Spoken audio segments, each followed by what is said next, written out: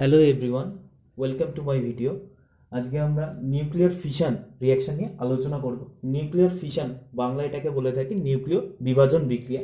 এখানে কি হচ্ছে, একটি হেভি নিউক্লিয়াসকে যদি আমরা স্লতগতি নিউট্রন দ্বারা আঘাত করি তাহলে হেভি নিউক্লিয়াসটা প্রায় সমভরে দুটি নিউক্লিয়াসে ভেঙে যায়।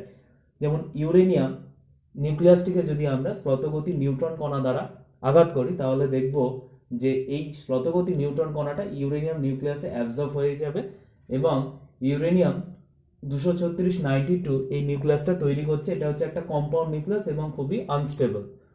তা এই আনস্টেবল নিউক্লিয়াসটা ভেঙে যাচ্ছে বেরিয়াম এবং ক্রিপ্টন নিউক্লিয়াসে ভেঙে যাচ্ছে এবং তৈরি করছে আরো তিনটে নিউট্রন কণা এবং এই বিভাজন বিক্রিয়ায় প্রায় একটি ইউরেনিয়াম ভেঙে গিয়ে 200 MeV ইলেকট্রো এনার্জি রিলিজ করছে।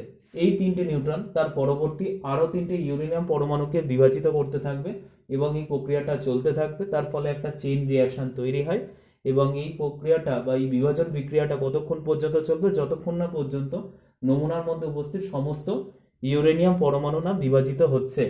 অ্যাটম বোমের ক্ষেত্রে এই চেইন রিঅ্যাকশনটা আনকন্ট্রোলড ওয়েতে হয়ে থাকে, কিন্তু নিউক্লিয়ার রিঅ্যাক্টরের ক্ষেত্রে আমরা দেখতে পাবো এই চেইন রিঅ্যাকশনটা কন্ট্রোলড ওয়েতে করা হয়।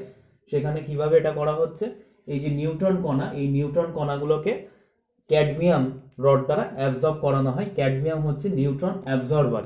ক্যাডমিয়াম রড এই নিউট্রন কণাগুলোকে অ্যাবজর্ব করে নেয়, ফলে নিউট্রনের সংখ্যা কমে যাচ্ছে। আর নিউট্রনের সংখ্যা কমে গেলে আমরা দেখতে পাবো এই চেইন রিঅ্যাকশনটা কন্ট্রোলড হয়ে যায়। ঠিক আছে, আজকে এই পর্যন্তই। Thank you.